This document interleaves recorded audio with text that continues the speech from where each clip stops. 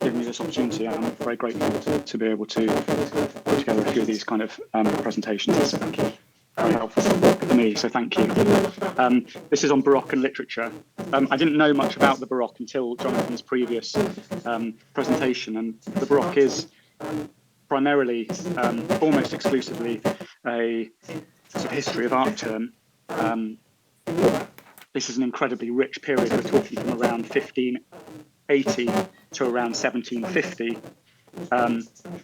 in Europe. And in terms of literature, we're talking about Shakespeare, we're talking about Cervantes, one of the most prominent Spanish writers, Lope de Vega, one of the most prominent Spanish playwrights. We're talking about the birth of the novel in the late 17th and early 18th century, incredible philosophical developments as well. So in terms of literature, it's an extremely rich period, and it's not really thought of in terms of Baroque. It might be thought of in terms of the Elizabethan play or the metaphysical poets. So it's been interesting for me to sort of try and think about the kind of crossovers and how we can think of Baroque in a literary context or a philosophical context. And similarly, historians wouldn't really talk about this period as the Baroque, but they would talk about the early modern. This period from sort of the end of the Renaissance to really the French Revolution in around in 1789 was one of sort of incredible developments in terms of science, but also in ideas of state bureaucracy, and political and economic management. So this period is quite a difficult one to get one's hand on in terms of the Baroque outside quite a specific kind of context. I'll try and sort of give some of that context today. And in terms of trying to think about what the Baroque might therefore be, what kind of drives it, and what the kind of passions, emotions, and sort of ideologies behind it are, I sort of widened the idea of historical moments to a little bit earlier, to 1527, and a little bit later to sort of the late 18th century. And these two individuals, both writers, are quite interesting in this regard. On the left, Pietro Aretino was really quite a kind of curious individual, a very close friend of Titian, and this portrait was one of three made by Titian, and he was a writer, a poet, but also quite an extraordinary blackmailer, a professional blackmailer. He was not the language of the time, but was gay and would have these extravagant parties wherever he might be, and used the information, seems quite a neutral word, but used some of the stories of what happened at those parties to blackmail individuals. And famously, he spent much of his life receiving monthly stipends from both the King of France and the Emperor of the Holy Roman Empire. So quite an interesting person. But I'm thinking about him particularly here in terms of 1527, because this was an extraordinary time in Rome. Throughout the sort of Renaissance leading through the sort of 1400s, despite the decadence of the Medicis and the Catholic Church, there was a sense throughout much of Europe that there was a upward progressive trajectory towards a heroic, unifying king and pope who would work together to create a global Catholic Christian unity. And this was what people thought would happen, and to some extent what the papacy, however kind of corrupt and decadent it became, kind of traded on. And there was a sense that Rome was the centre of this empire, and there was a sense that Rome was impregnable and protected by God. And in 1527, this is within the context of huge upheaval within Europe around Martin Luther and an imminent split within Christianity between Catholicism and Protestantism. Hadn't really happened quite yet, but it was there. The Emperor of the Holy Roman Empire, Charles V, marched an army into Rome and completely destroyed it. This was horrific. It wasn't just a sacking, it was infamous. It was worse than the preceding sacking of Rome 1,000 years earlier by the Goths. No one was spared. The scenes, as I described, were kind of horrific. The army that marched in, 20,000 soldiers, were starving and had been told that their pay would come from loot.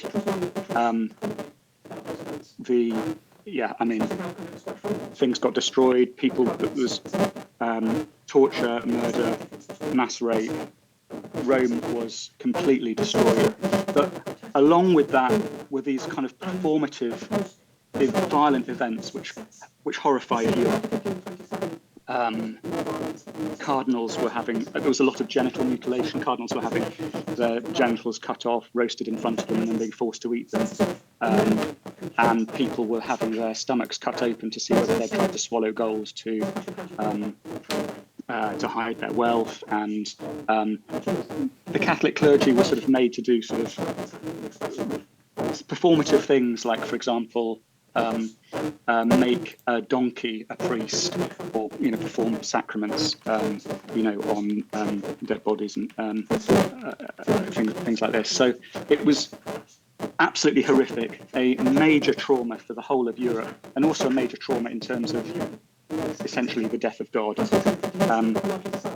And this person, Pietro Aretino, was there a couple of weeks after the sacking, and he actually wrote to Michelangelo. Michelangelo was in his early 50s at this time, and this had a profound effect on his psychology. But Aretino wrote 2 poems to the Gonzago family, describing the scenes that he witnessed a couple of weeks after the sacking.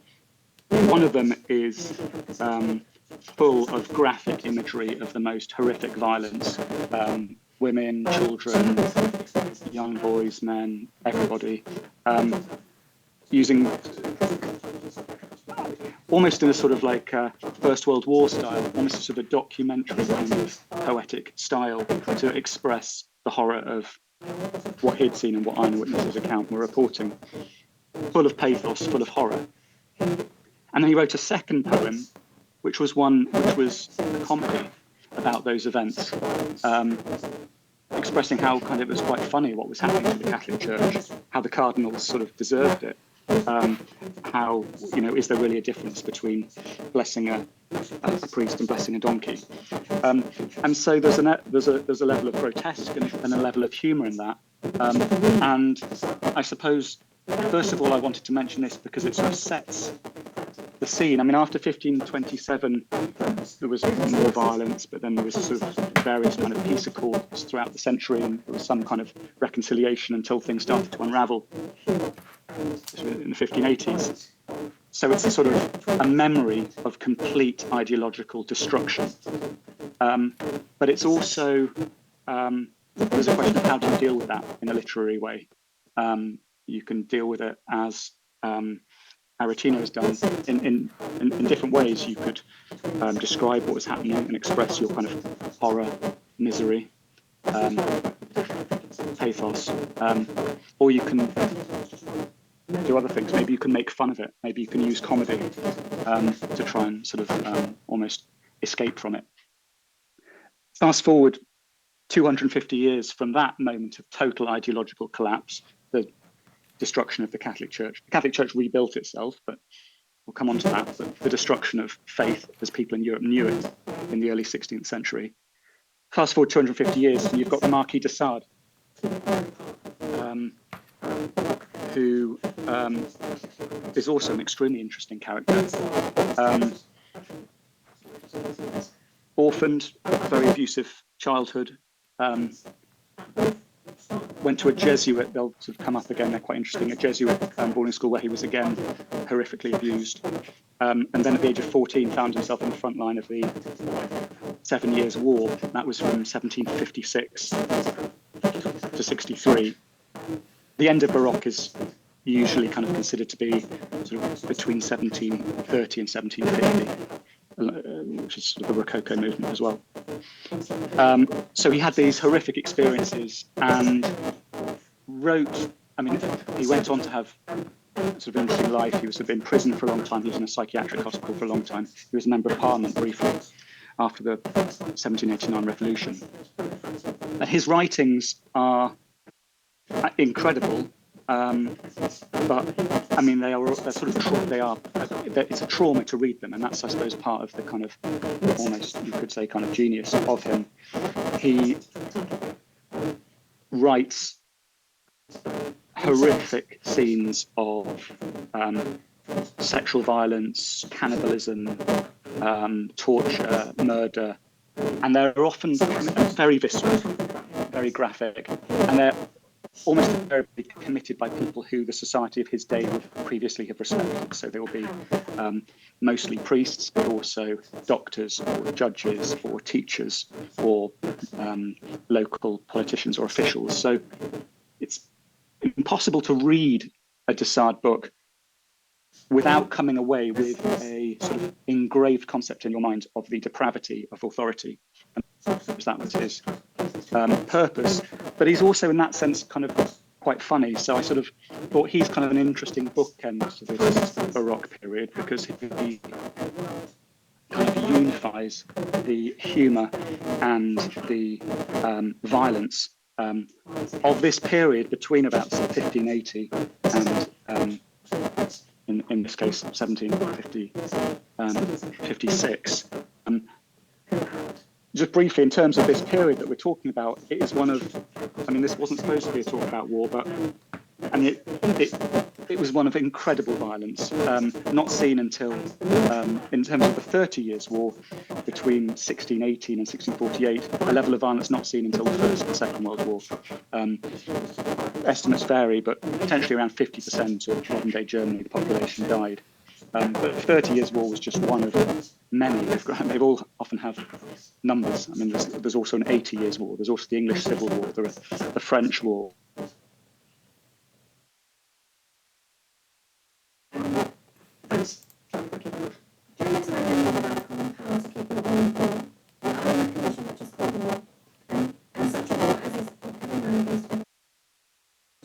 Of what do you do about this in a literary context?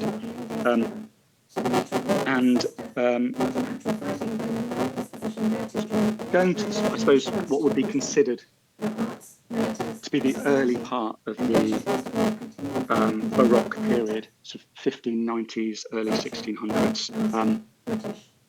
These are, oh no, sorry, this was actually, sorry, I've just zoomed in and seen what it is.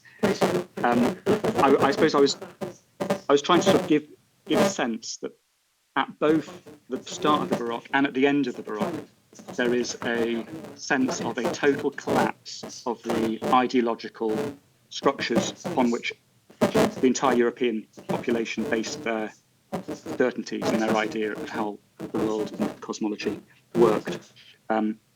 So there is a kind of, in 1527, a collapse of the church. And the church is linked to the state. There are all of these wars, lots of people being deposed, lots of new kind of countries kind of emerging. And then at the end of it, you have, with the French Revolution, again, sort of the second collapse of the ancien regime, as it calls, the collapse of states. So I was kind of thinking that this is a period of ideological uncertainty.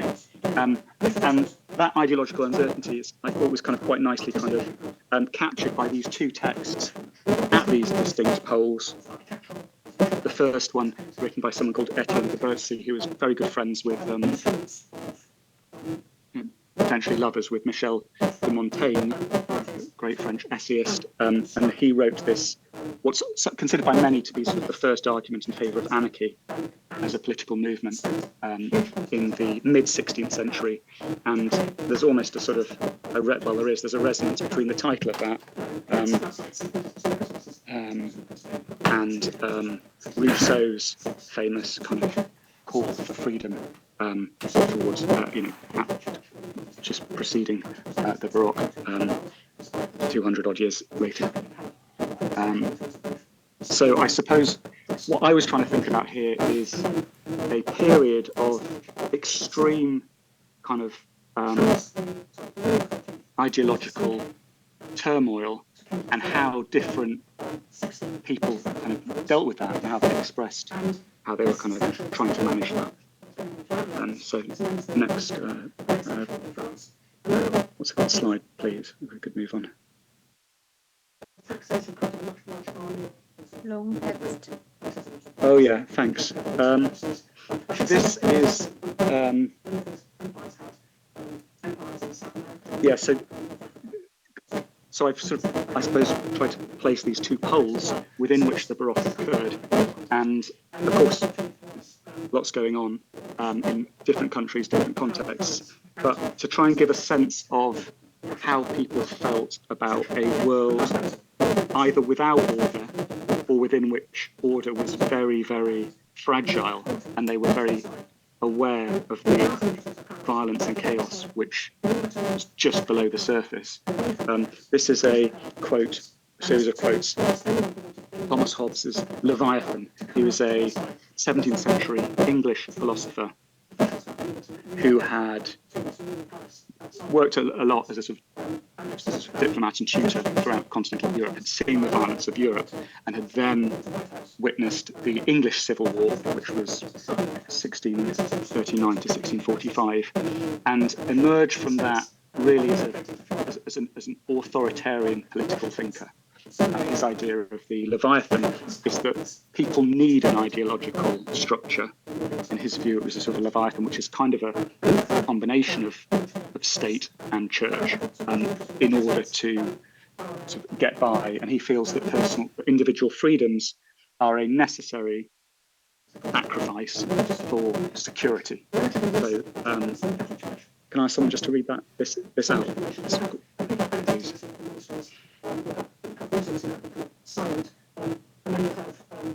I can do it. Thanks, Sharon. Thank you very much. During the time men live without a common power to keep them all in awe, they are in that condition which is called war, and such a war as is of every man against every man. For the nature of foul weather lieth not in a shower or two of rain, but in an inclination thereto of many days together. So the nature of war consisteth not in actual fighting, but in the known disposition thereto during all the time there is no assurance to the contrary. No arts, no letters, no society, and which is worst of all, continual fear and danger of violent death. And the life of man solitary, poor, nasty, brutish, and short. Thomas Hobbes, 1667. Thanks very much. Thank you. And I suppose what I find kind of interesting about that is this idea of war, or he calls it war here. He says it's not necessarily fighting, but it's sort of a known disposition.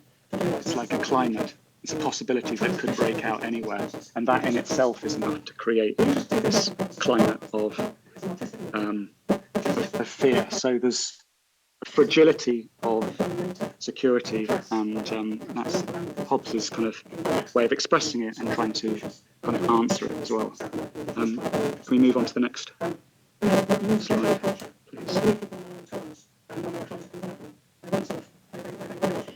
Great pictures. Great, thank you. Thanks very much. So this is, I suppose we're kind of, if I'm correctly sort of asserting that there is this climate of fear, instability, anxiety throughout this period that we call the Baroque, what are authorities that are attempting to cement their own stability on top of this seething mass of chaos doing about it? And this is, I suppose, perhaps where the Baroque as a kind of artistic movement kind of, I would suggest, could kind of emerge from. And the Baroque is kind of primarily thought of as architectural, as visual culture, as painting, as gardening techniques, but instruments of wealthy authorities to stamp and construct their own kind of authority upon this kind of chaotic landscape, and spend huge quantities of wealth, which in many cases they didn't have, to create these kind of fantastical domains.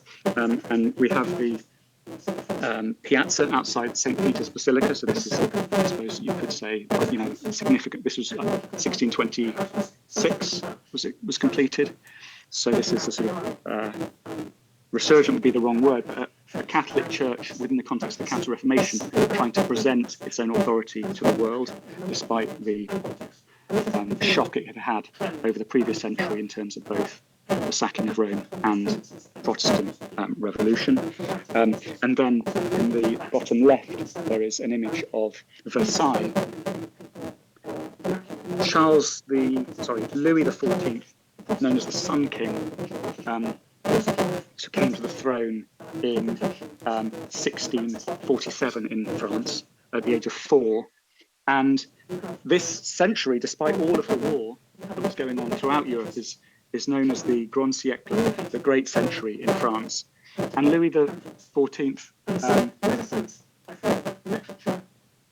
reformed taxes. He created a much larger army, and sort of invaded many sort of places and sort of brought his country together and sort of overseas.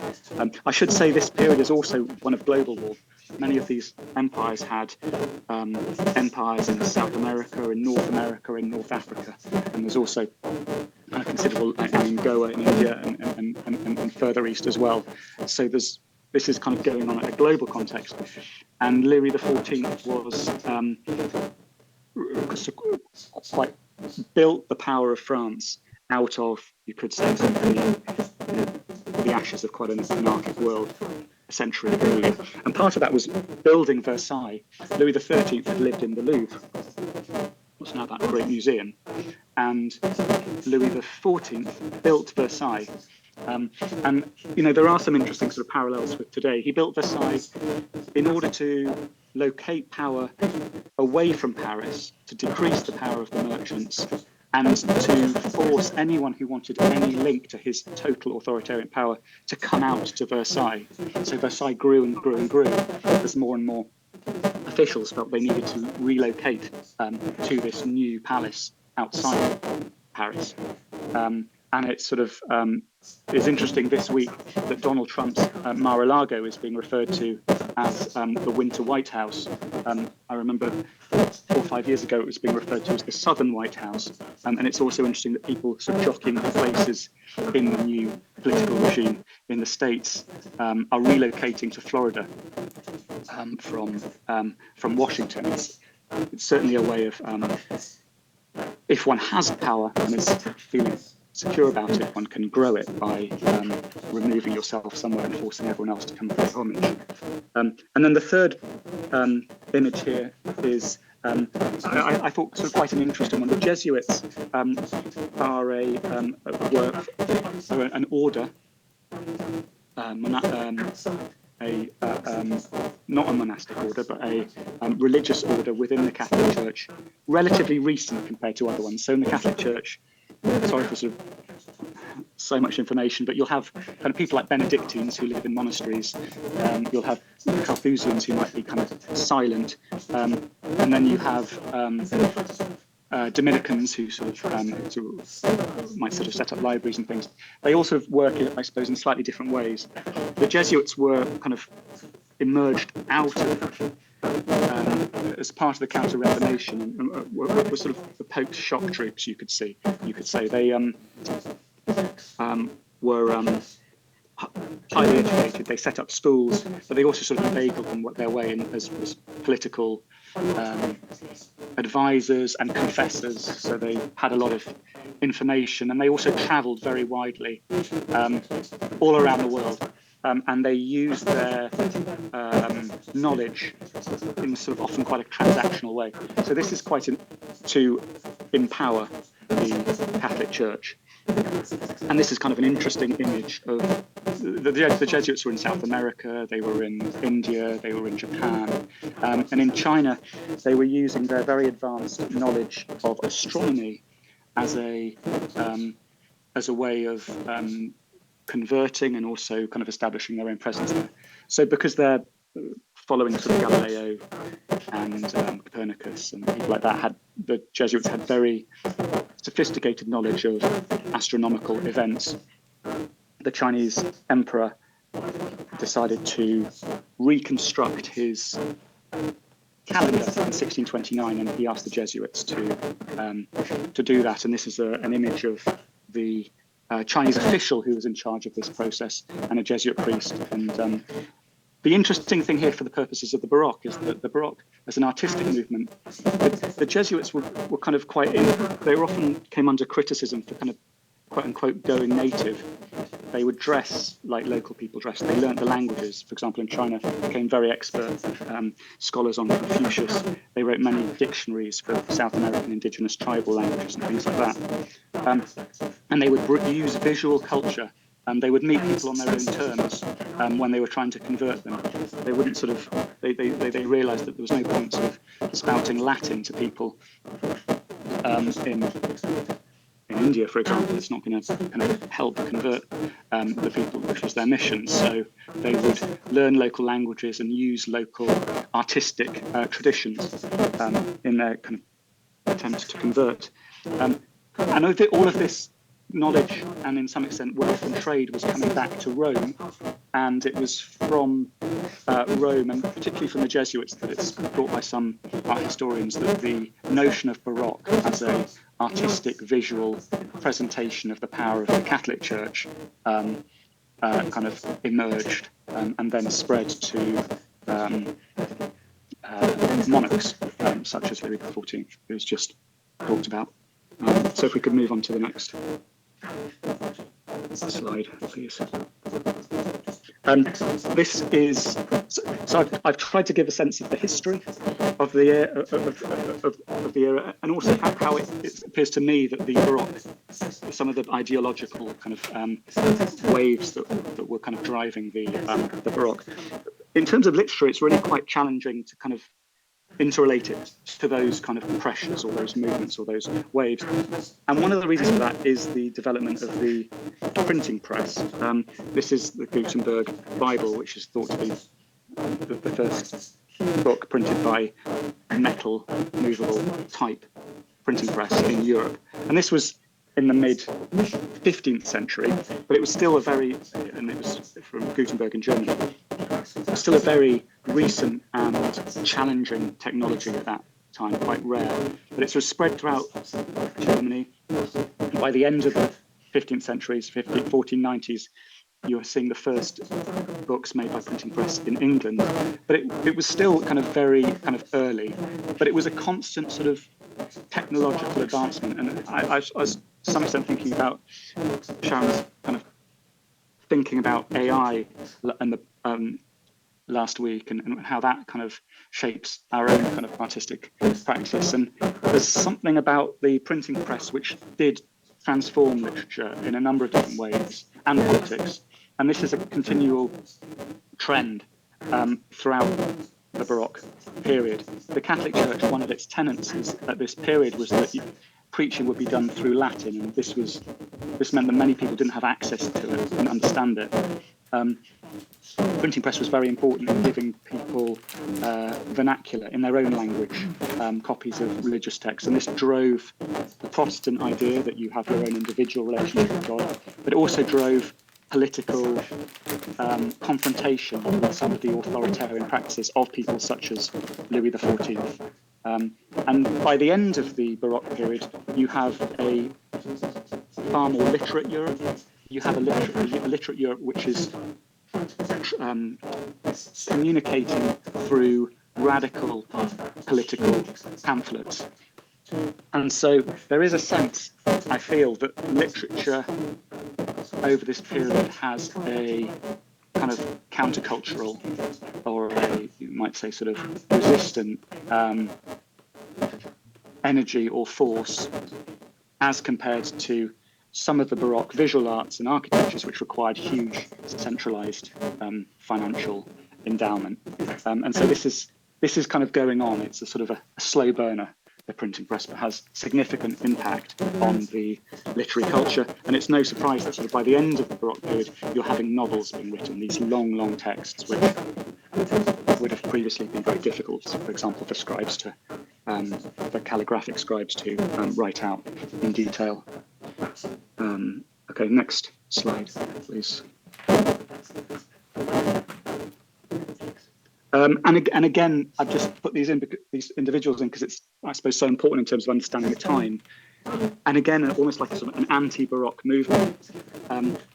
I sort of feel that even though the Baroque has, of course, its individual artists, they're sort of working in these huge collaborative endeavours, building palaces, putting on huge musical performances, gardens, putting on these massive painting these huge kind of artworks or making these sculptures. And there was also the possibility of this period for individuals who spread knowledge through these new printing techniques and sort of develop their own kind of completely different way of trying to stabilize their own understanding of the universe within the chaos of the time. And so we have Descartes. Many of these people are exiles as well, which sort of shows Descartes was he was brought up by the Jesuits, very good education, all from light to sad.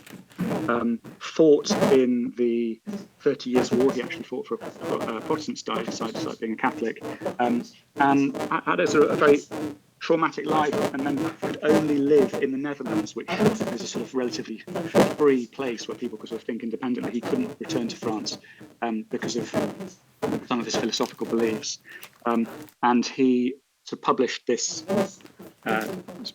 work of philosophy, but attached to this work as an appendix was something called the Geometry, which was also the first development of the first link between algebra and geometry, a really extraordinary mathematical development. So he was kind of constructing a different kind of certainty to the certainty of authoritarian power. He was doing it by himself, and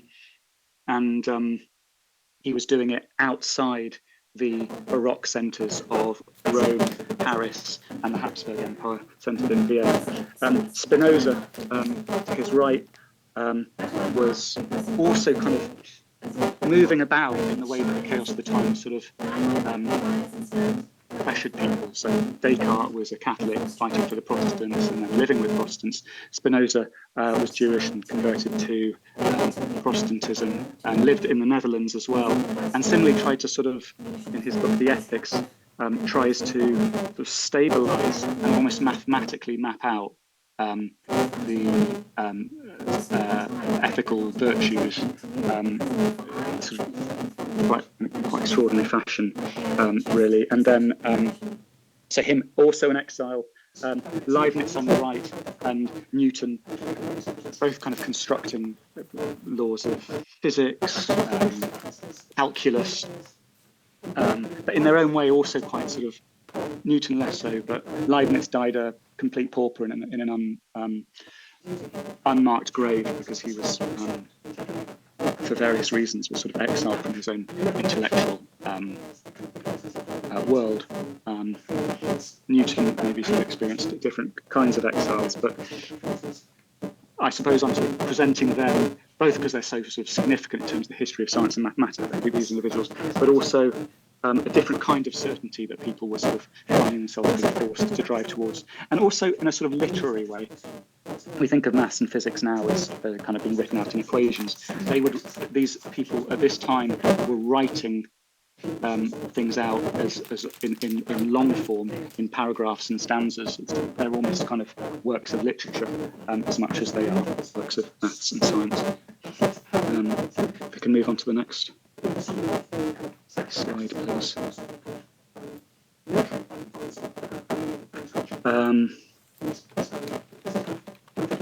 These are two works which I sort of thought of could be considered as Baroque. And when I'm thinking of Baroque, I am thinking of these state or ideological powers that in some way trying to reassert their prominence. And this doesn't necessarily mean Catholic, because in England it was an Anglican regime, so it was quite confused. But The Fairy Queen was written by Edmund Spenser. It's one of the great works of English literature in the English canon, around 1600. And I suppose in both these cases I'm thinking about allegory. When you have a kind of a ruling power that is reasserting its authority in various different ways, such as Queen Elizabeth I was during the 16th century, there's a question of how do you challenge that power from within, if you want to stay within. How do you deal with some of the darker aspects of authoritarian power within a context of war? And Spenser was himself a soldier in Ireland. He was part of a genocide of Irish people in Cork. He made a lot of his wealth by occupying lands which had been from which the indigenous Irish population had been exterminated.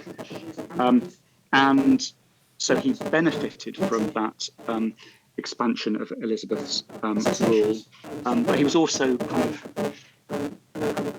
wasn't sure about some of Elizabeth's sort of choices. So he wrote this long 36,000 line poem in which he wrote it in Ireland, in which it's seen as the first pastoral epic in English. So beautiful descriptions of landscape, which in a sense kind of echo the people who were removed from that landscape, and also describes knights as different kinds of virtues, and through that he's able to praise but also critique some of the decisions that Queen Elizabeth I was making politically. So within this kind of context of fear that Hobbes talked about,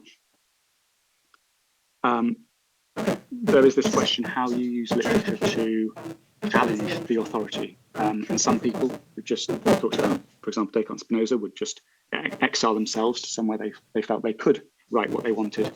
And other people would use other techniques, such as allegory, to try and make their criticisms, but do it within a sort of a safe space which one could easily step back from.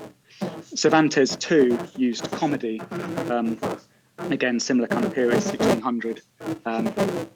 He had been a prisoner of war in North Africa for 10 years, and came out from that experience and was pretty angry with the Spanish authority, but at the same time that's something you have to be pretty careful about in terms of how you express it.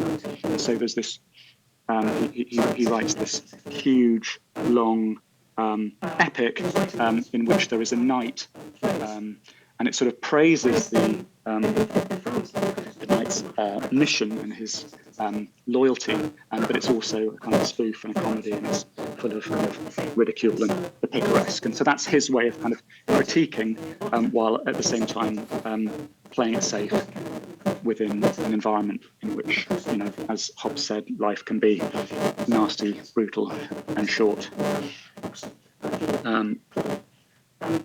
And in both cases, as well as allegory, they are sort of long, kind of flowing, and there's a sort of playfulness with language, punning, some quite sort of wild and extravagant metaphors. These are often considered hallmarks of literary Baroque. So can we move to the next one, please?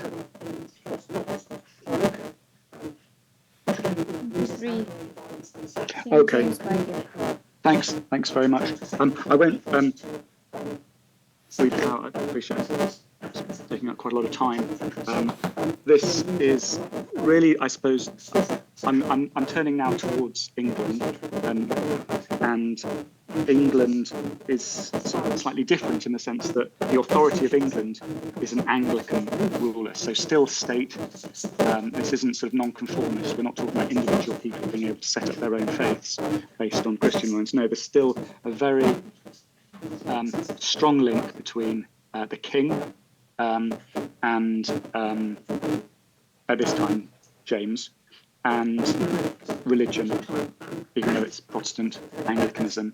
and a huge amount of wealth that can be brought into establishing and confirming that king, but on the quite fragile surface that we sort of previously talked about. So fragile, in fact, that the king was had his head chopped off in 1645, and Britain was a, sort of something akin to a republic for about 20 years. So very fragile, but at the same time trying to present this strength of royal divine right. And part of that was this huge, expensive project which employed 40 of England's most prominent biblical scholars to translate the entire Latin Bible into English. And this is the King James Bible. And it really is a remarkable work of literature, as well as being very important to many people. And much of all of the sort of romantic poets that we know, so Keats and Shelley and Byron and Wordsworth, and in fact any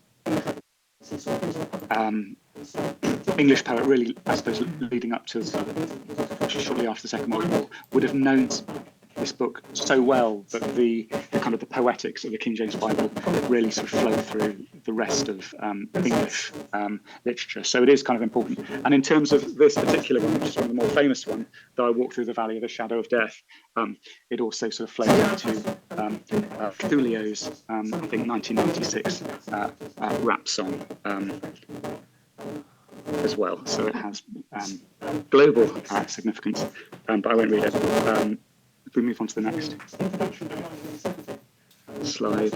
John Dunn. Oh yeah, thanks. This is Dunn, I suppose, exemplifies, I mean, he's really significant within the English poetic canon and exemplifies some of the tensions, confusions and dangers that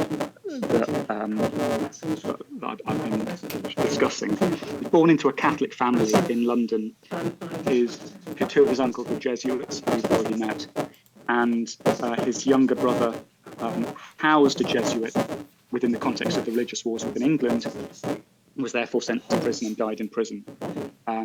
Dunn briefly was a soldier in a battle that England lost on Cadiz, was forced to convert to Protestantism, really to avoid. He was imprisoned briefly for something else in England, in the Tower of London, and really to sort of make something of his life, he kind of converted to Protestantism and became a member of the Protestant clergy, and it was to have lived that life and yet to still rise to the Dean of Westminster Abbey, which is what he did, and to be preaching to Charles I on a weekly basis every Sunday in the early 17th century is a testament to sort of how extraordinary his kind of capability with language and ideas and expressiveness were seen at the time.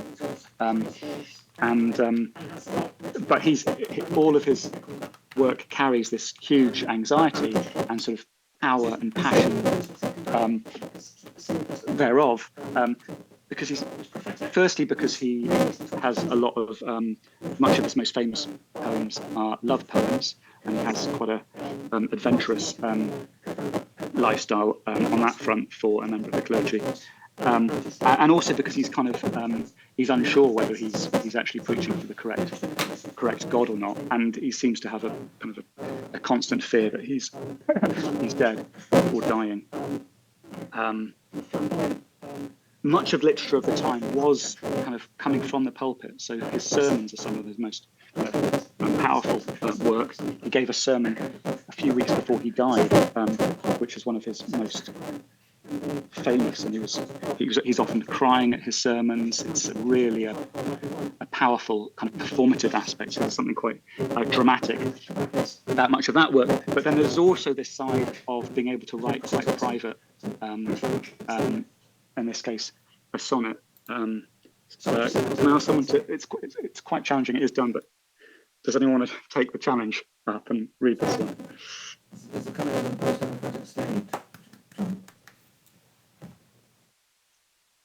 I'll give it a try, but I don't know if I can cry at the pulpit.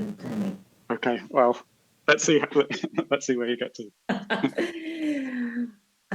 Holy Sonnets, Batter My Heart, Three-Personed God by John Donne.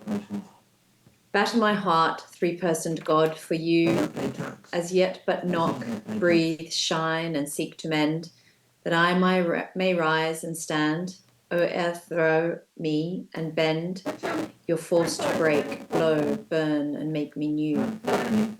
I, like an upsurped town to another due, labour to admit you, but oh, to no end. Reason your viceroy in me should defend, but is captive and proves weak or untrue. Yet dearly I love you, and would be loved fain, but am betrothed unto your enemy. Divorce me, untie or break that knot again, take me to you, imprison me, for I, except you enthrall me, never shall be free, nor e'er chaste, except you ravish me. Thanks so much, Sharon. And that's really, I mean, a very difficult poem to read under any circumstance, particularly if you sort of haven't seen it before. But I suppose what's kind of interesting about this is he is kind of all, I mean, the violence of it, you know, batter, burn, break me. The imagery that he's using here of kind of a town being sort of destroyed, being usurped, being taken over, or kind of the violence of being ravished. And you're never really sure whether he is the kind of the guilt and self-loathing here is coming from a feeling that he is being a bad Anglican Christian, or whether it is because he feels he's supporting the wrong God and maybe the wrong king.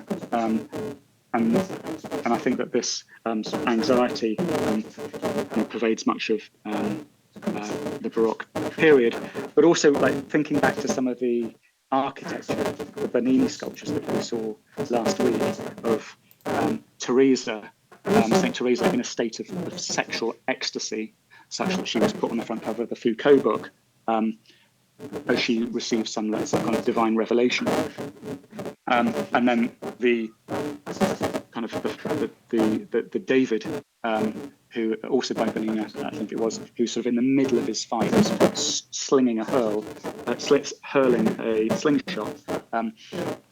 You know, there's something of the kind of sexual ecstasy and violence, but also the kind of military violence of a kind of Bernini sculpture in this poem. But this is kind of one of his more famous poems, but there are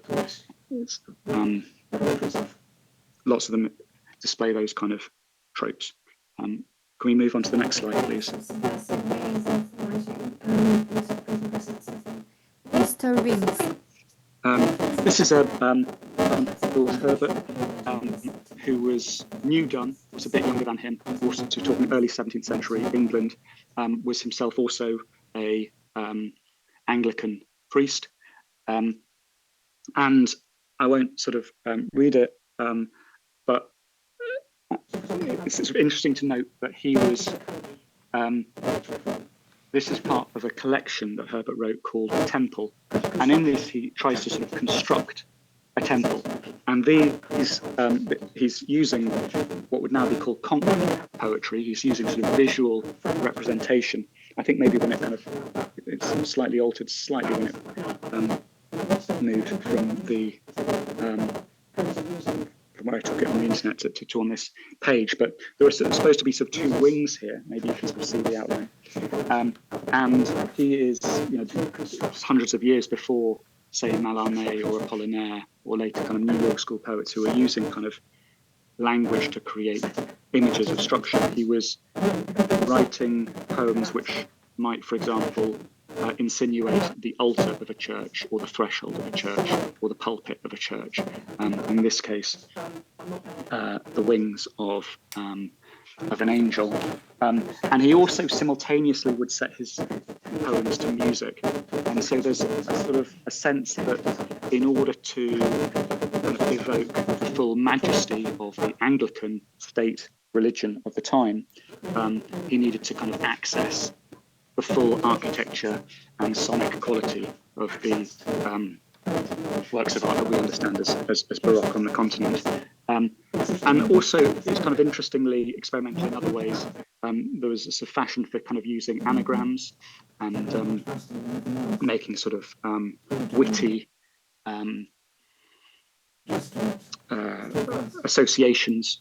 So Roma, for example, Rome could be an anagram of amor, which means love, and you could and Herbert would then make witty critiques of the moral standing of various members of the Catholic Church in Rome.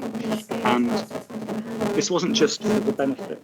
What I want to say is that particular poem, Amor and Roma, was responded to by Pope Urban at the time. So they had a sort of almost like a dialogue of kind of almost like a war of poetry between them, which both sort of kind of engaged in and to some extent you could say enjoyed.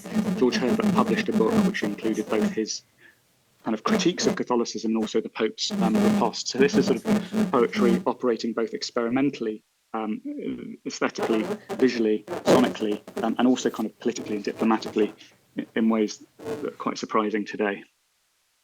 Can we move on to the next slide, please? To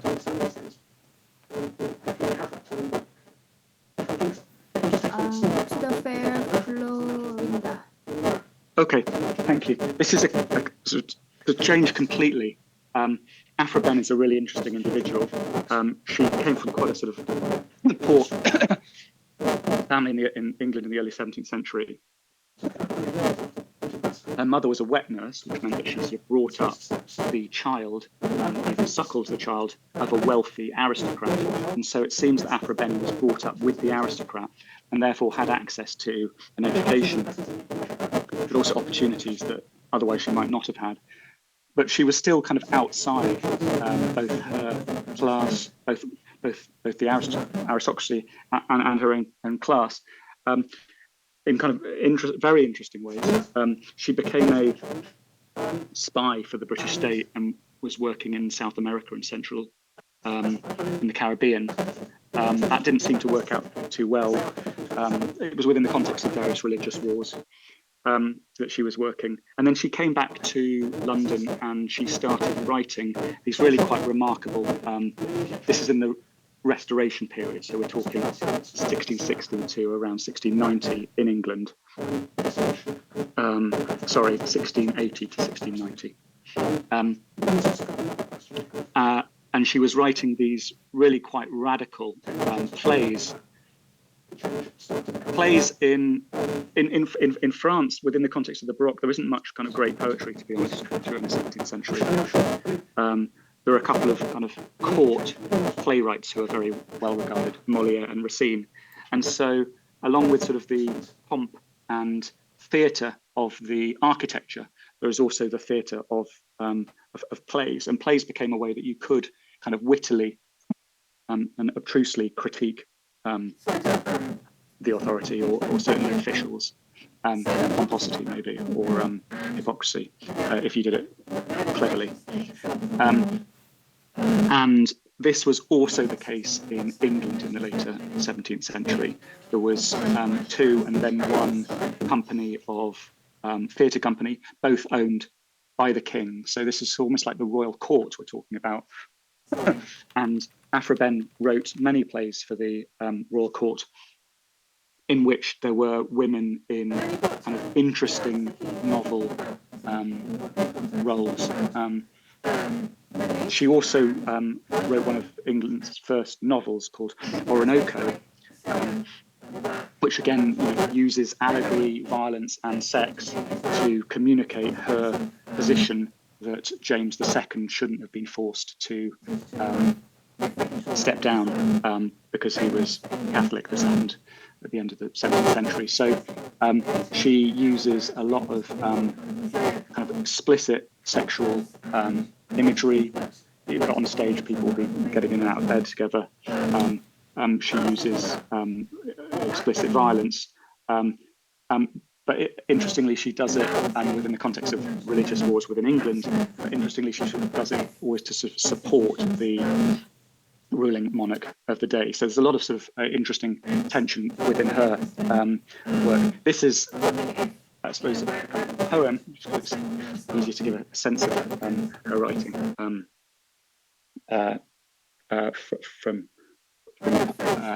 poem. Maybe because I'm taking up so much time, I won't ask anyone to read it, but it is very, maybe you've been reading it while I've been talking.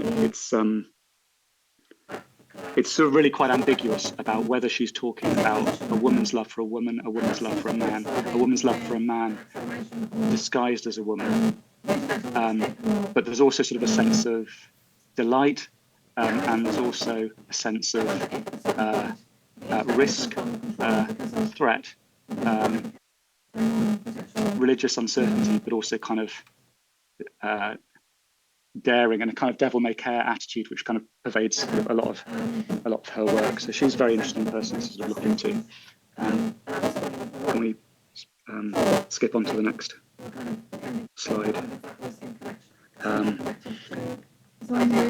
Yeah, again, I suppose I have sort of had to mention this because it's just one of the sort of huge tomes, giants of English literature.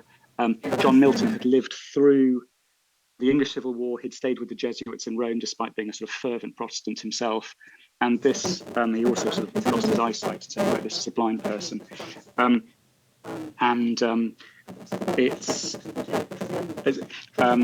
suppose it's interesting because it's a long, flamboyant epic with lots of imagery. He's taken what for him is the greatest subject that one could take, which is, the fall of man, the expulsion of Adam and Eve from paradise. But it also is a very kind of complex and sophisticated critique of the failure of the English Revolution as he saw it. He was a Republican. And so he's not just talking about the fall of man from the Garden of Eden, but he's also talking about, why did England have to invite back a king? Why couldn't we have stayed with the, as it was called, the Commonwealth, but essentially a republic? And so it's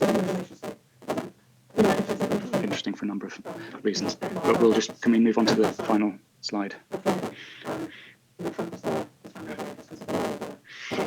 So yeah, I've tried to sort of kind of think about and shoehorn in, I suppose, some kind of ways of maybe thinking about similarities between the contemporary and the Baroque, the flamboyance and excess of Trump Towers or Mar-a-Lago, the intervention of AI and the uncertainty. What's this going to do to the development of culture in the same way that the printing press might have had that effect? The uncertainty of the time. Maybe we're having since 1945 we've had a bit of a breath of stability, sort of the League of Nations and the United Nations, and the sort of uncertain but stability of the Cold War, and that seems to have unraveled a bit, and people fear maybe it is continuing to unravel. And so I just kind of wanted to juxtapose these two sort of quotes. The first one is the one, or images. The first is a quote from Hobbes that we're already kind of aware of. Hobbes's idea of the sovereign is of an idea, whether that's sort of Catholicism or the state, that holds the body of a human society together and allows them to function correctly. And without that, you have chaos, in his view. And then on the right, this kind of interesting book, I don't know if people are aware of it. It was written in 1997 by William Rees-Mogg, who is the father of, he's passed away, but was the father of a prominent British Conservative member of Parliament, Jacob Rees-Mogg. Very right-wing within a kind of American libertarian context, completely anti-government, anti-state.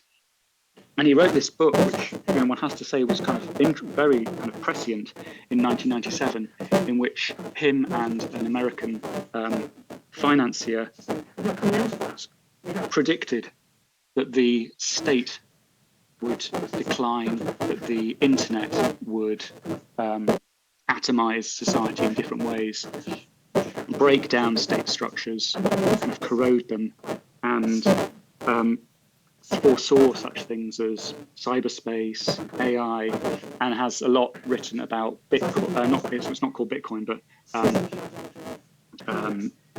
digital currencies. And so within sort of Silicon Valley, this book is sort of perceived as being sort of almost prophetic, and was re-released in 2020 with a foreword by Peter Thiel, who is a multi-billionaire co-founder of PayPal with Elon Musk, and is a big donor towards anti-state Republicans and libertarians in the United States. And so there's something kind of interesting about this sort of collaboration between kind of tech, big money, and these kind of performative, kind of flamboyant, very wealthy, architecturally expressive political leaders in the United States, which does sort of have some kind of echo of the Baroque. And so if we're between a pole, I sort of said the sack of Rome and the French Revolution were the two poles of the Baroque.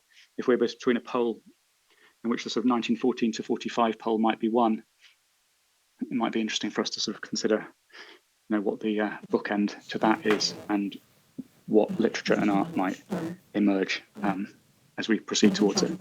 So thanks very much. It's the end. Sorry, I've just seen that was an hour as well. Sorry.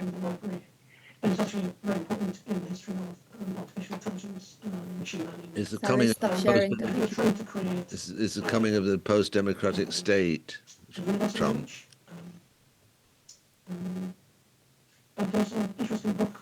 Which rewrites political economy. And you no longer get the dominance of the state power. You get the corporations, the electronic corporations. They don't pay tax, but the citizens pay tax.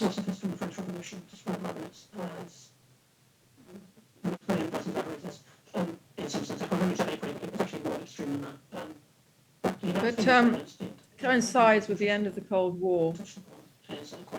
No enemy. And I think, you cite 1997 and Rees-Mogg's kind of anticipating all this, but I think it's been a plan. I think it's been laid out way before 1997. If you think about Margaret Thatcher in 79 in the UK, I think these forces, have been working separately, individually, together, all moving towards the same end goal. Brexit being part of that. I don't know if 1997 would necessarily. It's an interesting book, I'm sure, but I don't know if 1997 will be the year. I think it's been plotted out before 1997. That's my impression from reading around and listening to various people talk about the history and politics of the last, I guess, 60, 70 years. I don't know what you think about that. Yeah, I didn't think of 1997 as a sort of a 1527 kind of moment. It was more that Hobbes saw the sovereign as a kind of collective state apparatus, and now with the birth of sort of the digital economy, new thinkers, if it's fair to call William Rees-Mogg sort of a thinker and a philosopher, are thinking of the sovereign as just an individual. So it's partly the kind of, I suppose, the poetic kind of parallel I was just using as a signpost. But yeah, I mean, in terms of sort of the broader point about, it's difficult. I mean, yeah, I think, for example, Thatcher couldn't have foreseen. I mean, maybe, who knows? Couldn't have foreseen the internet only sort of really started, as I understand it, kind of in the early 80s, so when she was already in power. So couldn't have seen the transformational effect that would have on the ability to kind of raise tax or the ability to kind of produce and communicate and transport goods around the world so rapidly. And also, I don't know the extent to which, I mean, I don't think she was libertarian in a kind of US sense, but I mean, certainly there was a kind of a corrosion within privatization of the state. But I suppose I see it as a kind of trend from 1945, and yeah, definitely Thatcher was kind of a major part of that.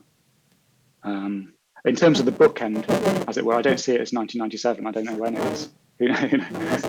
Who knows? But you know, I think the kind of we've had the global financial crisis. We've had, as you said, sort of these kind of populist movements, whether it's sort of Brexit or sort of move to the right in Europe, Trump, COVID. There seems to be a sort of an acceleration of trend towards every man for himself.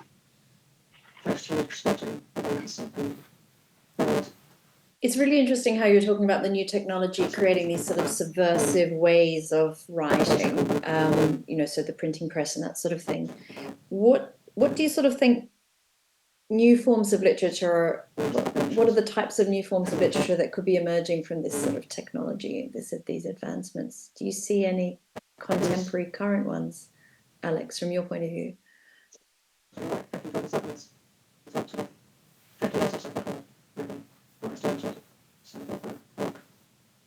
I mean,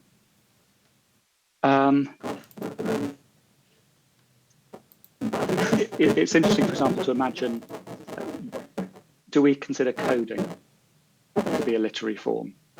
And if not, why not? So could the construction of ChatGPT-4 itself be considered to be a kind of highly creative, highly sophisticated literary achievement?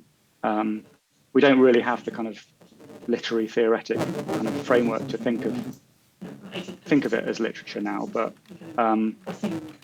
that would be something, I'd wonder, what stage, in coding we're using, I say we, I'm not a coder, but coders are using a language, often a language that has been kind of developed, uses traditional kind of linguistic signifiers like alphabetical or numeric to construct linguistic structures which emanate certain kind of aesthetic realities that we can experience. I don't know. Could Google search? Could we think of that as a literary achievement? I don't know. I almost feel this is so early. It's difficult to kind of think about it. But I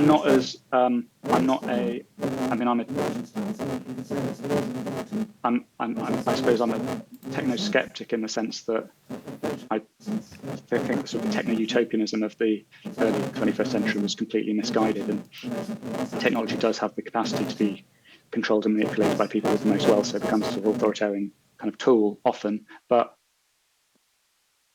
I don't know, you could have maybe one could sort of envisage AI giving individuals like sort of Descartes or Leibniz of their day kind of access to collated knowledge at a scale that otherwise it would have required huge state apparatus like the NSA. It's interesting to imagine that a single individual could have as much power as the NSA. What's important about it is the speed at which it's developing. So it goes much faster than anything else. Speed of technological, you don't adjust to it. It's too fast. So biologically, we're slow at absorbing information and behavioral patterns. But this technology is rapid. So you don't incorporate the changes. You don't see the changes coming. They're so fast. And I think it's hard to comprehend the scale as well. So it's hard to get a handle on how much and what's out there. It's just, it sort of exists in a nebulous sort of form. Do you think what we're seeing is a similar reaction when the Industrial Revolution happened? When all manufacturing became more an industry, which then spread across the world, which then increased trade and created jobs or trades in different countries making different components. It's all.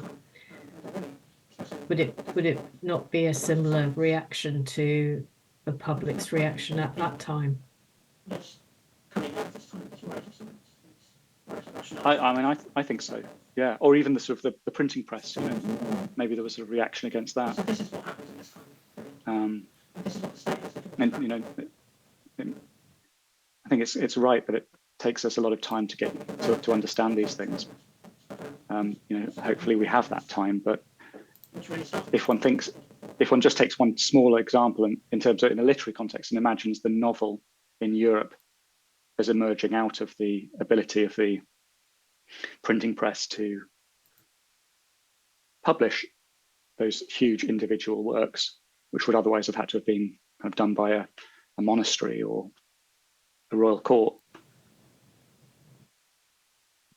You know, that took a couple of 100 years after the printing press kind of started taking kind of its first steps. So I don't know. I think there's kind of, I think, you know, maybe not in our lifetime, but I think there's definitely room for optimism in terms of,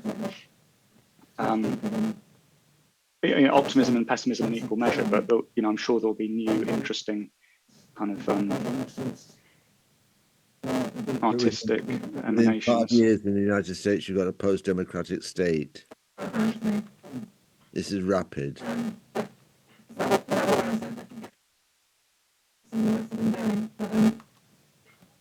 Yeah, that's political change, and I mean, I suppose it's, you know, in terms of kind of what that does aesthetically. Let's say after 1527, maybe Michelangelo's, you know, paintings became, drawings became very different, maybe darker, maybe more pessimistic, maybe more foreboding. So I'm sure there would be an immediate change from individuals such as ourselves were we to see that kind of rapid evisceration of kind of democratic or egalitarian principles that we sort of thought were sacrosanct. But then there's also kind of another question of kind of, you know, when the new technologies which are enabling that change start to become more natural in terms of the way that artists or writers or kind of creative people use it, which might take a bit longer. But I'm sure there would be an immediate change. I mean, who knows what Trump will do, but I'm sure there will be a creative response.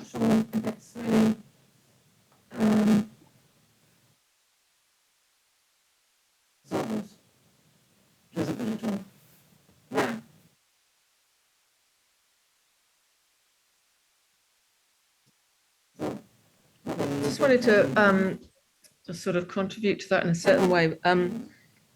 So, I mean, democracy is not that old, really, and I think the idea of the nation state itself is not very old.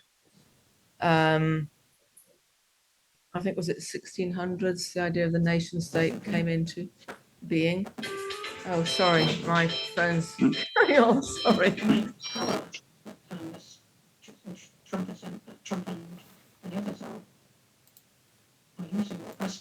I'm trying to look after my mum, so I have to take it. Sorry.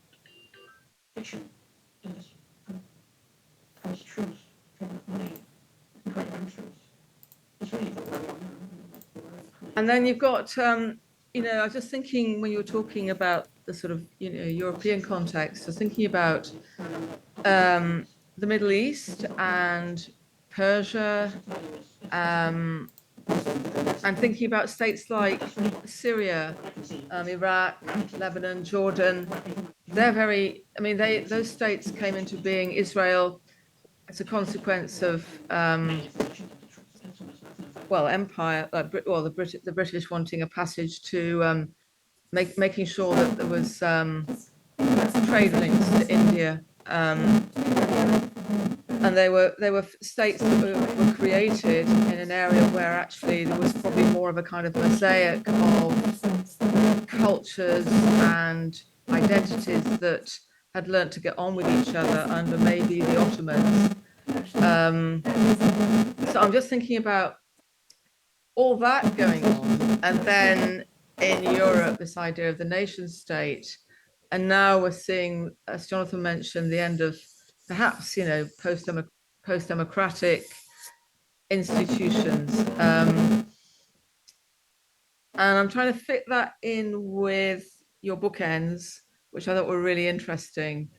I'm wondering if, where the bookend for what's going on now starts, and maybe that bookend is going to come in another 100 years or something, or 50 years. But the idea of failed states, like, is Israel going to become a failed state because nobody wants to invest there, and it's in a state of sort of war, and when will that war end? And we don't know. And so, and then, maybe Europe is no longer going to be, the European Union might collapse. So it's sort of like a lot of things in transition right now.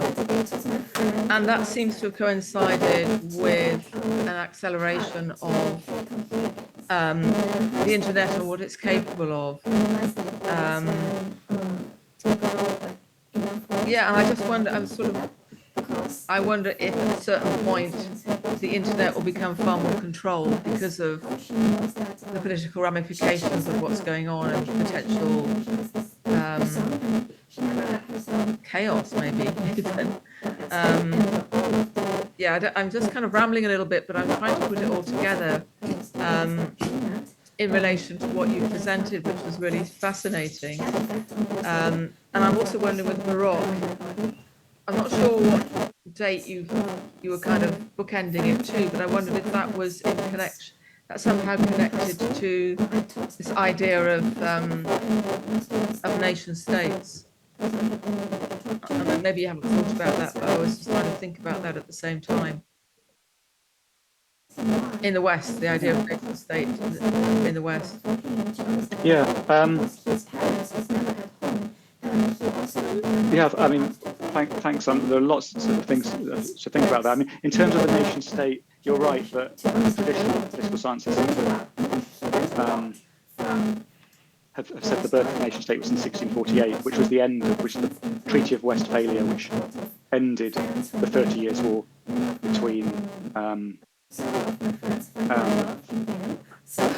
It was primarily kind of in what would be contemporary sort of Germany and Central Europe, but everyone got involved. But I suppose the nation state did kind of develop as countries, to greater or lesser extents, cut ties, or at least step back a bit from Rome, and different technologies allowed greater kind of national official control, like Louis XIV was able to do. And in terms of kind of what you're sort of thinking about in terms of internet control, I suppose I think the internet is heavily controlled, or certainly I think that nation states have the ability to heavily control it if they want to today. But it's kind of interesting to think, like, is it going to be the nation state? Does it? It's interesting that at Mar-a-Lago, this sort of Versailles, at Florida, Trump is there, his family there, there's consigliere there, but Elon Musk is also there, and he co-founded PayPal with Peter Thiel, which is why I was kind of, to some extent, also gesturing towards that particular book, but the sovereign individual. So it's interesting to sort of see,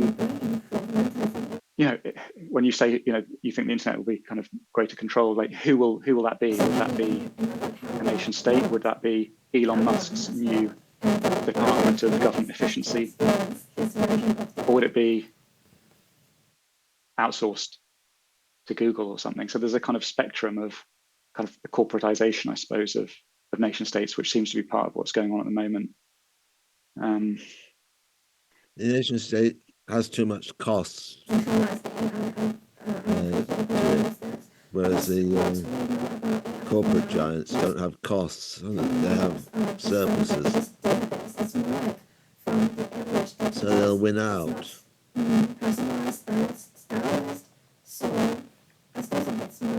Yes, good point. They'll make the tax burden heavy on the middle classes to support the rest of the state, but they won't actually support the state ideologically any longer.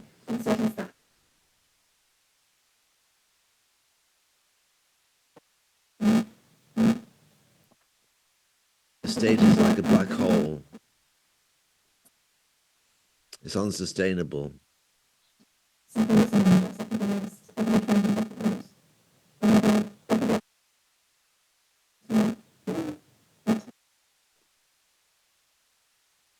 And replaced by what? To be replaced by what? By a mixture of chaos and efficiency, kind of both drivers. Yeah.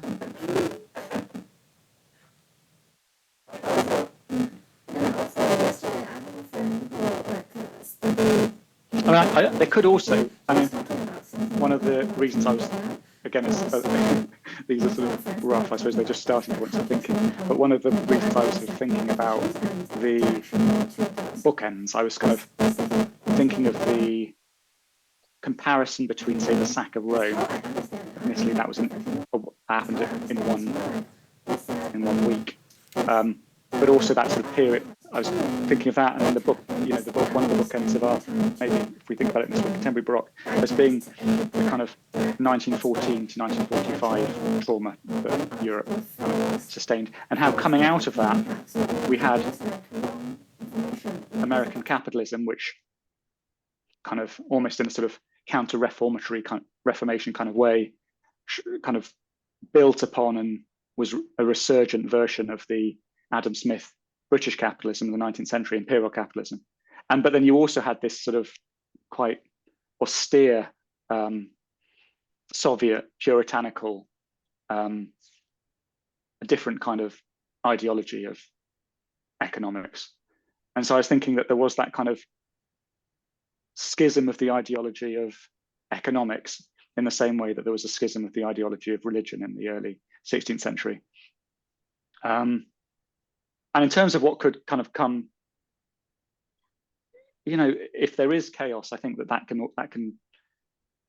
there will be a sort of a new change. I mean, maybe, I wonder whether people will become more religious, for example. It's certainly happening in huge swathes of the world, whether in, maybe we don't sort of feel it so much in Europe, but I mean, I think, whether it's Islam or evangelical Christianity, both kind of resurgent throughout much of the world. That could be a sort of a driving force of the next sort of period of time. Or could there be a resurgence, in a different context, or even linked to religion, of kind of Lutheran Soviet Marxist economics? I mean, there's a kind of, this is one of the interesting things about that sort of period. The Baroque is one artistic movement, but alongside it, there are loads of other kind of trends and eddies.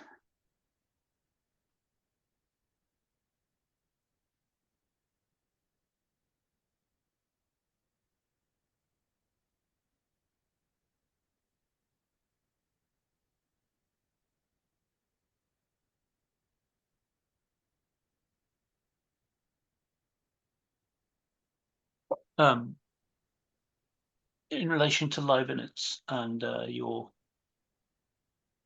interest in language, he was in charge of a library in in Germany. I've forgotten the name of the place, and that library is named after him. And he was very interested in the library, and he's actually very important in the history of artificial intelligence and machine learning. And he was trying to create a universal language. And there's an interesting book by Umberto Eco called, what is it called? The Search for the Perfect Language, which discusses Leibniz, but also the history of language and the search for a perfect language and a progression to AI. I think it's an interesting book. And I think Leibniz has many facets. There's one, I think it was one of the philosophers from the French Revolution described Leibniz as the most brilliant person to ever exist. In some sense, I can't remember exactly how he put it, but it was actually more extreme than that. But the amount of things Leibniz did, the amount of things he was interested in and touched upon is quite extraordinary. And maybe that, I think he really summarizes Baroque philosophy and this grappling with infinity. And also the end of Baroque philosophy is very Leibniz. I wonder if what you're describing, though, is really more like the beginning of, is more close to the sacking of Rome, which I guess we would say is prior to the Baroque.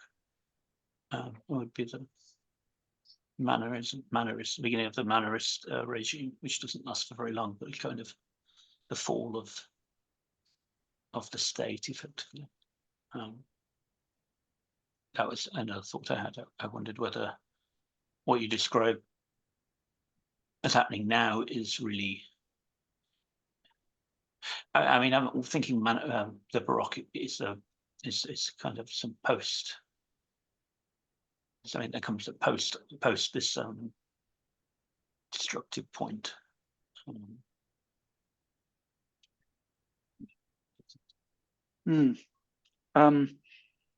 Yeah, thanks. I think Bertrand Russell also sort of thought that Leibniz was sort of the greatest human. And it is kind of, I mean, history's full of injustice, so what does it matter? But because of the power of Newton, I think that was part of the reason why he was discredited and unsupported, and died without feeling that he had any recognition and in some degree of suffering. I mean, I think he was quite a politician, and he was playing with the court, and I don't know, he eventually ran out of friends, I think, so he kind of I'll leave himself to blame. I mean, and his death was he was ill, but he didn't trust doctors, right? So he didn't go to the doctor. He'd written something about how quite revolutionary about how doctors should work, but he didn't trust them in the doctor what he believed they should do. So he didn't trust the doctors, and he died from not going to the doctor. Whether the doctor would have cured him is not clear, but he didn't trust them because he knew they were so incapable. What they were doing was insane.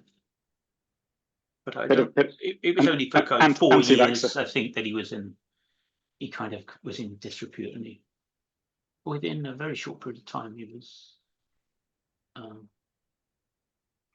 important again.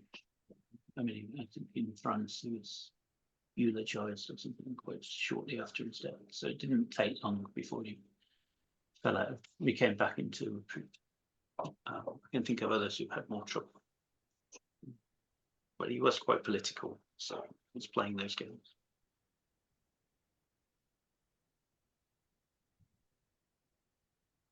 But yeah, I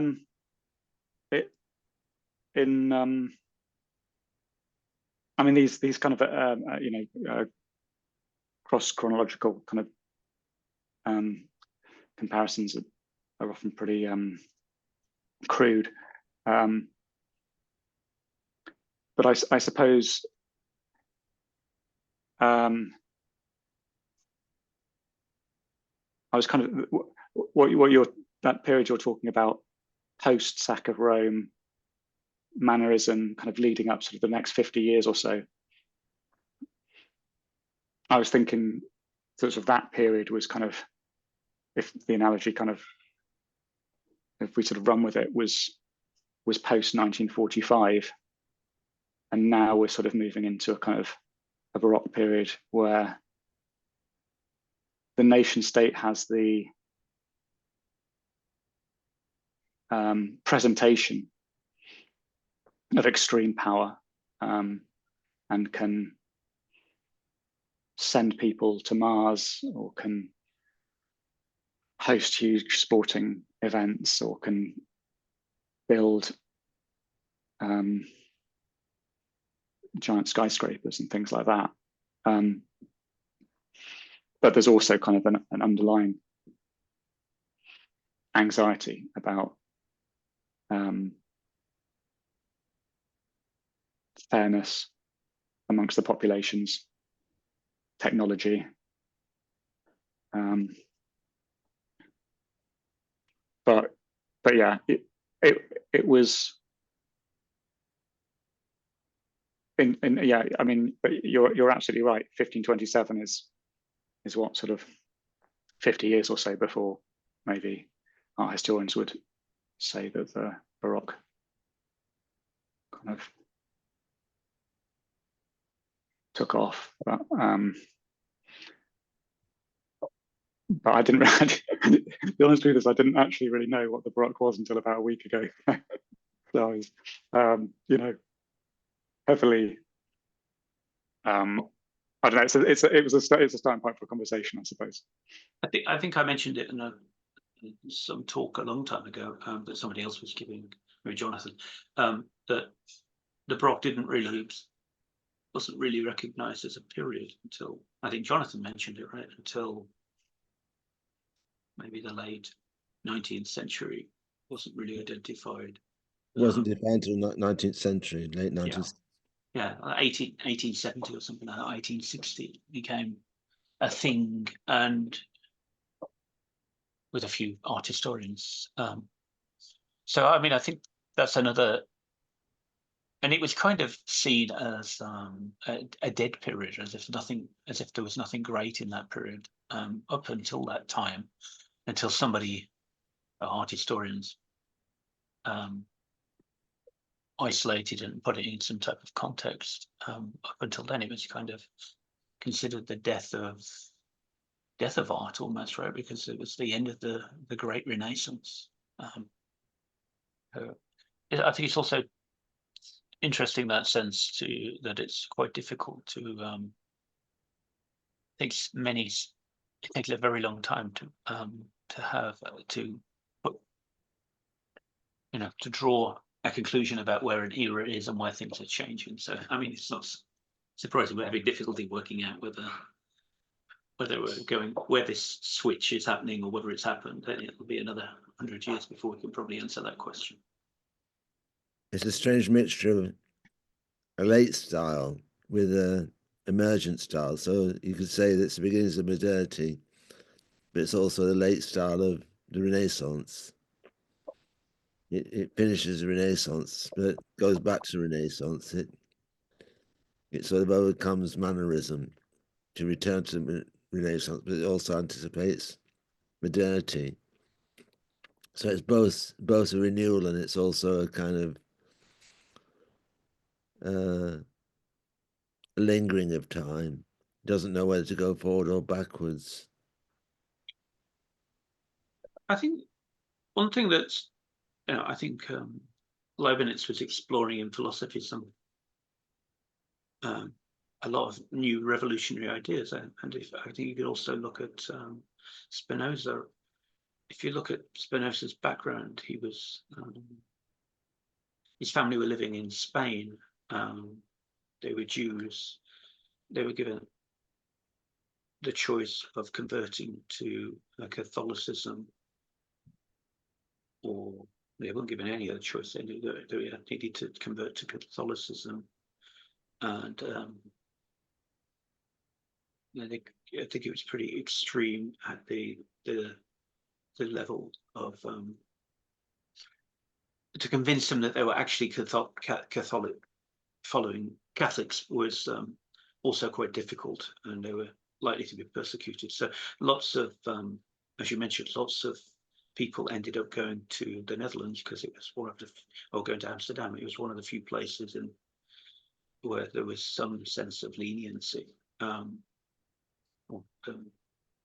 Freedom, and Amsterdam has that reputation. But Leibniz was a radical free thinker who maybe believed in free will and the ability to say whatever he wanted to say. And that's exactly what the Jews in Amsterdam didn't want at that time. They wanted to shore up their religion. They didn't want this pressure because they were under such pressure. So he was pretty quickly kicked out of for his views of for his liberal views, and so he didn't stay in Amsterdam very long. But he went somewhere. I forgot the name of the place, and secretly wrote the Ethics and other things, which couldn't be published because it was too radical for some time. But you know, these people are expressing very radical points of view for the time, and they're really expressing kind of the death of God or the rise of science.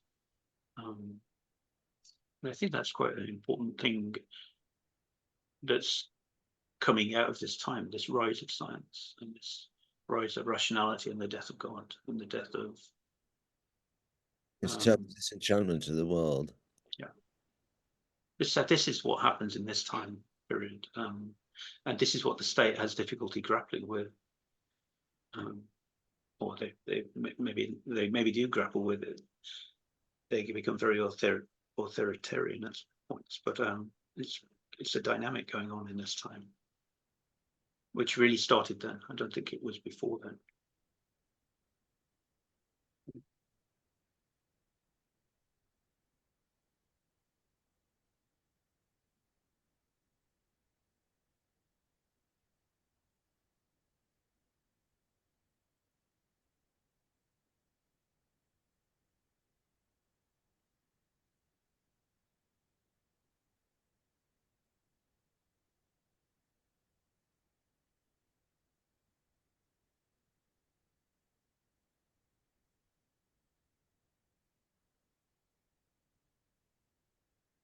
And any other views on the transition which is occurring? So what was the question, Jonathan? Are there any other views about the possible transition which is taking place now? I mean, we use the Trump, Elon Musk scenario to look at it, but it's much deeper than, to some extent, Trump's a clown, but he's a very useful clown. He's got a program which suits the deeper powers that which reside. Well, he's like the front man, isn't he? That is the rabble rouser that can get all this fundamentalists and all the rest of them going. But I mean, I think it's interesting the way religion is. Fundamental religions are, I guess, in America certainly very strong. Not so here, but I mean, this whole sort of right-wing nationalism and religion seems to go together. And I mean, I guess politically it seems to go hand in hand with disenfranchisement and a lack of equality and extremes of wealth and power. And then you get, you know, right-wing extremism coming in again, and you can make all these parallels between now and 1930s. But coupled with that, you've got all the sort of technological innovations and AI and so on, which is different. And I don't really see it as a force for liberation, actually, because it's too easily controlled by, as you said, Jonathan, multinationals or Google or whoever owns it. It's too easily controlled. And I just think I was trying to think about this in the context of art. What has art got to say, or what are artists saying about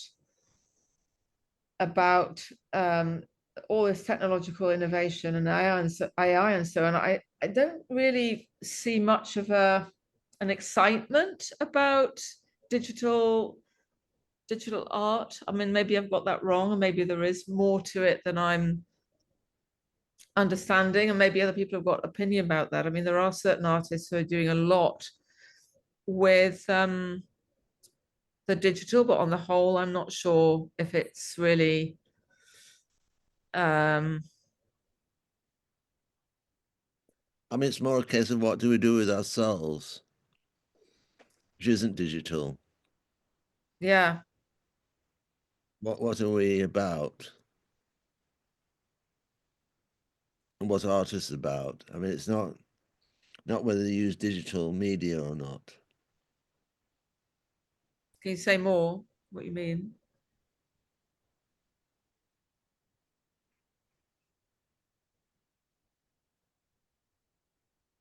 It's about creative power, Right. be able to move things.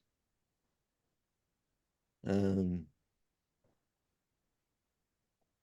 not move things narcissistically.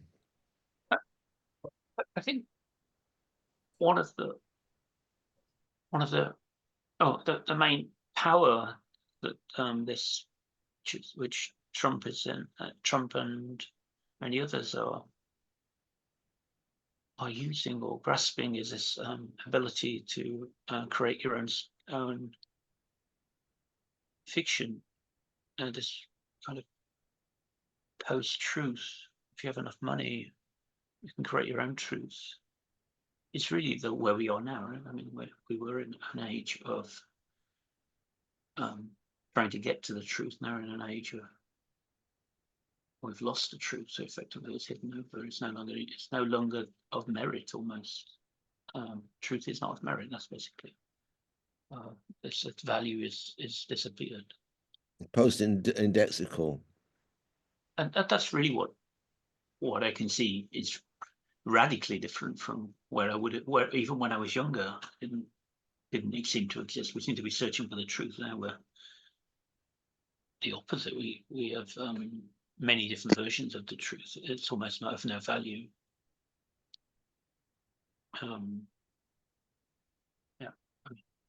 Wouldn't it be useful, just thinking about some conversations at RCA, to think about AI a different way, and for artists to try and come up with their own models of AI? So not necessarily being trained by image sets that are, chosen by, the Silicon Valley set, but instead trying to create some kind of material connection and using AI. And I think that's not my idea. That's through conversations in RCA, but I thought that was because the idea is that you can't really complain if you don't do anything about it. Again, that's not my statement, but so it's useful for artists to start thinking about what can be done rather than and how to do it, because in a lot of ways we're the ones that can figure it out, because we have those kind of ideas that can bring something else into being. And also art practice did foreshadow the whole internet, the internet procedure anyway, and how it would be made. And this is part of pretty much accepted theory, isn't it? With Benjamin, Walter Benjamin theorizing that art practice can foreshadow events in this in the social, things that are made in the social, the changes that are becoming. And so it might be an idea to think about how an emphasis can be changed using ways of thinking in art practice to do with materialism and computing in different ways. Maybe we're doing that anyway. I had a debate with my friend about like whether if to let our child to play computer games, and her state is never, and my state is when they grow like enough old, I will allow them to do that, because like for our reasons, we both have our reasons. Like for her, as how she knows that she is like a older generation than me, and she has this her son, and she never let her son play computer games while at school, and all of the like the not all of them, but most of the students that she met playing computer games have the like bad effect on their study, and also maybe bad on their body. But like in my case, I met some friends, and also I had students in high school. I taught in high school before, and my students, there was a person, I had an individual talk to him. He is very into game, and I asked him why, and he said because game is a way for him to understand the world, because his parents is never at home, and he also dare not go out to play, but the game is like his books in the older like generation to understand the world, and he learned a lot. He learned a lot from the story of in the game, and also the things implied, and also met a lot of friends from game. Even many of my I know several of my friends find their love in game. So maybe this is kind of like a generation change. Maybe game itself, and also like what we talked about, digital art, AI, these kind of things are all just tools. And they're just like our brush, or maybe the carving tool that we can make things from them. And just like how we meet nowadays, we use the Zoom meeting and transmitting our thoughts just by online tool. I think it is a partially good thing for having changes like these. And for the transition of Trump, I think maybe why he got so many votes from people who are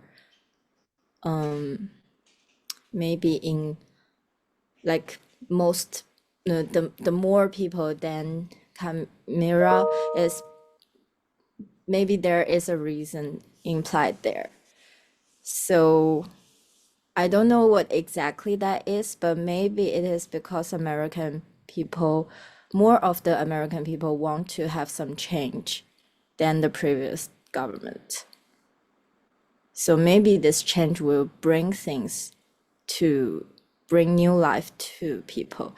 And also from what I see from Trump and Elon Musk, if they do things wrong, I think they will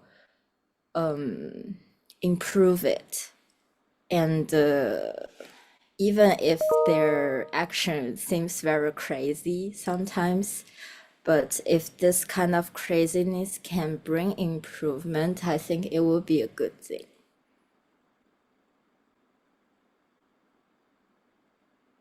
And also maybe in another parallel world, the other one has won.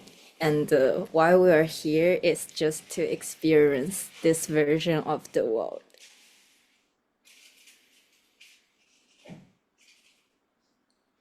Yeah.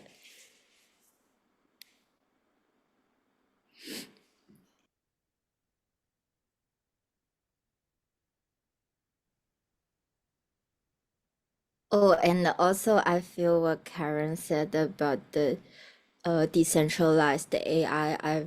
I'm pretty agreeing with that, because what we know about AI for now, most of the training models are just from the biggest database. It's more like from the average database. It's not personalized, stylized. So I still think it's more like a tool. And if individuals train their own AI, then this AI might be a certain kind of profession. Just like if you need some artist fees, and then you look for the artistic AI in certain style.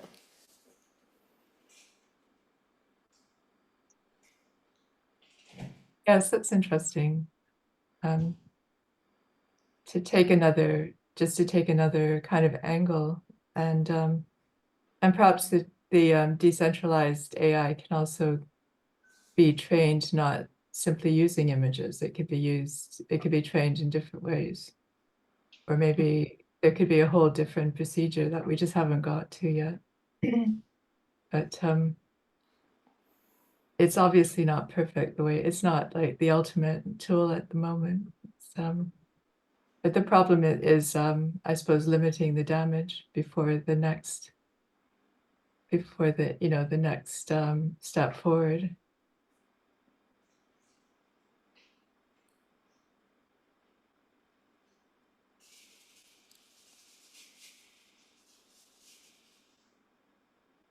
And that in terms of Trump as well, actually.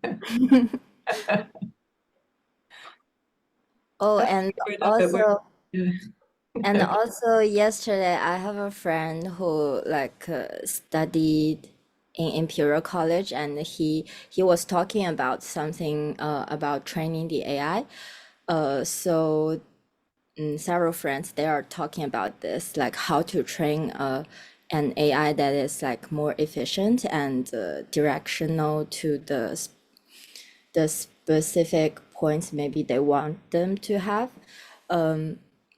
And as how I understand, I'm not professional, but as how I understand, it's more like they said if the AI has too many data, then this AI will spend more time to like digest and direct its way, and it actually will bring up the flaws that it can have. So it will produce like wrong information more possible.